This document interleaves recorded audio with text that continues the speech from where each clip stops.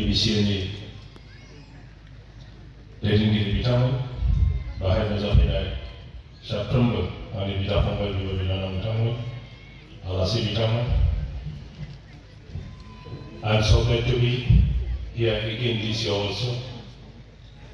And today it looks a little different than other years' celebration because we have many people coming from Dorong, Udalguri, and guests coming from different places.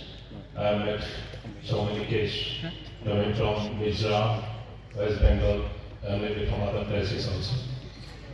बयनिबो आंनि गोसो सिंनिफ्राय गोजोननाय आरो हामबाय हरग्रोबाय. दिनैनि दिनखौ एसे आलादा मोनदों गुबुन दिननिफ्राय. मंगलदै, दानि उदालगुरि, सनितपुर, तेजपुर आरो बे समग्र एरियाखौ गोदो गोदाय दरं होननानै मिथियोमोन. दरं जिल्लानिफ्राय बर'फोरनि जारिमिना गोबां समावहाय मेबि 5000 बोसोर आगोलनिफ्राय बा बिदि बहुत बोसोर आगोलनिफ्राय जोंनि जारिमिना जागायदों. इतिहासाव गोबां दङ.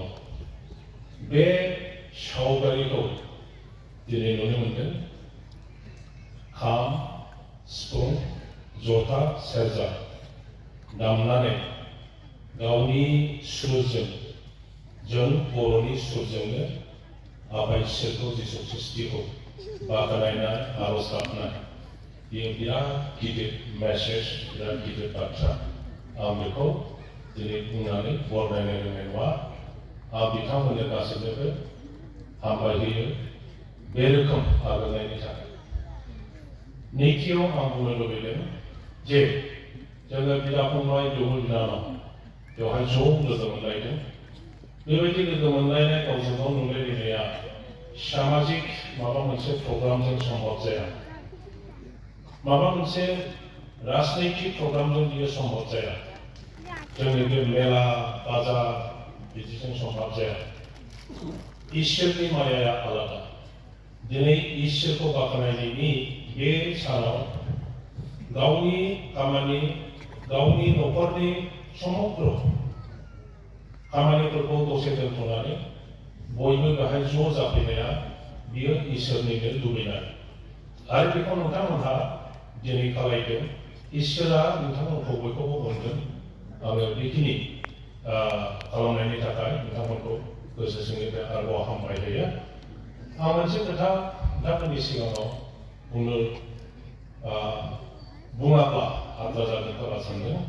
दाखालि बाथौ सानखालि बाथौफोरनि मोनसे सान बा बिटिसि आसाम सरकारा धार्य खालामनानै होबाय. आरो बे सानाव आङो एटेन्ड जादोंमोन. ओइदिनखालि मोनसे खोथा बुंदोंमोन आङो जे गोदो गोदायनिफ्रायनो जों बर'फ्रा माब्लाबाबो गावखौ हिन्दु होननानै लायाखै.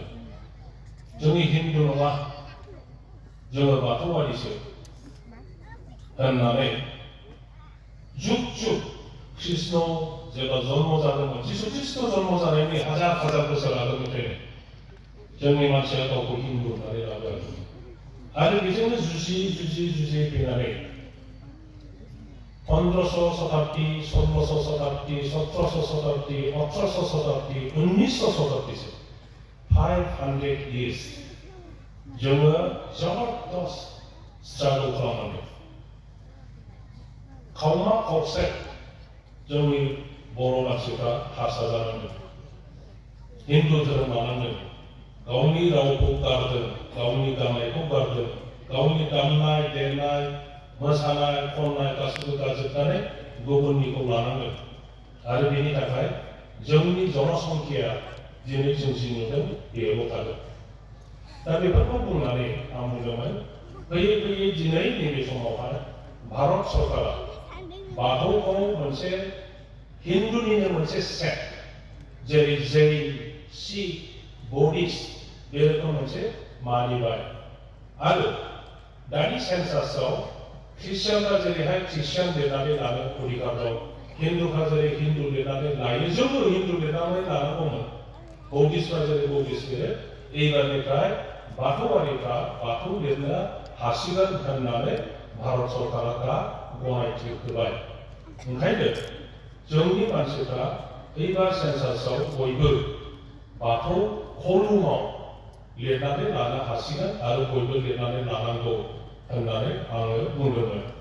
दा बे बुंनायखौ सोरबा सोरबा सासे सानै मानसिया मिस इन्टारप्रेट खालामदों, भुल बरनायनानै ख्रिस्टियान, हिन्दु, ब्रह्म गुबुन गुबुन धर्मआव थानाय बर'फ्रा गासैबो बाथौ लिरनांगौ होननानै माबायाव ससियेल मिडियायाव आंखौ भुल कमेन्ट बेखौ बुंनानै होदों। आङो दिनै नोंथांमोननि सिगाङाव बे खोथाखौ बुंबाय, आं बिदि बुङाखै आरो रावबो भुल बुजिनो नाङा। जेरैहाय हिन्दुफ्रा हिन्दु लिरनानै लायो, नोंथांमोनहा ख्रिस्टियानफ्रा जेरै ख्रिस्टियान लिरनानै लानो हायो, बौद्धिस्टफ्रा जेरै बौद्धिस्ट लिरनानै लायो, जैनफ्रा जेरै जैन लिरो, थुप बेबायदिनो बाथौआरिफ्रा बाथौ लिरनानै लानो हानाय बे अधिकारखौ दिनै भारत सरकारा होनायलाय आं बे खोथाखौसो बुंदोंमोन।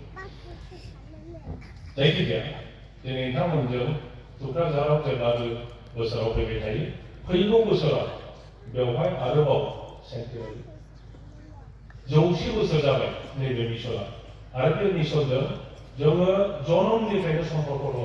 आं ख्रिस्टियान नङा, आङो बाथौआरि, थेवब्लाबो उन्दैनिफ्राय बेजों सम्पर्क दङ आरो बे मिसनाव देरलांनांगौ, बेखौ फोजौनांगौ, फेदेरनांगौ। सारा पृथिबीनि मानसिफ्रा गासिबो नङाब्लाबो सासे सानै मानसिफ्रा बेखौ मिथिगौ, बेहाय आगान होफैयो। बेनि दारै जोङो समुद्र बेवहाय रायजो जानाय गुबुन गुबुन हारि माहारिनि मानसिफ्राबो जोंनि बर'फोरजोंनो ज' थानानै खौसे रायजो जानायनि मोनसे परिस्थिति जोङो बानायनो हाथों, बेखौनो आफा इसोरनाव आर'ज गाबनानै नोंथांमोन बयनोबो खेबसेबाव हामबाय होननानै आं नोंथांमोनखौ खुलुमबाय। गोजोन्थों।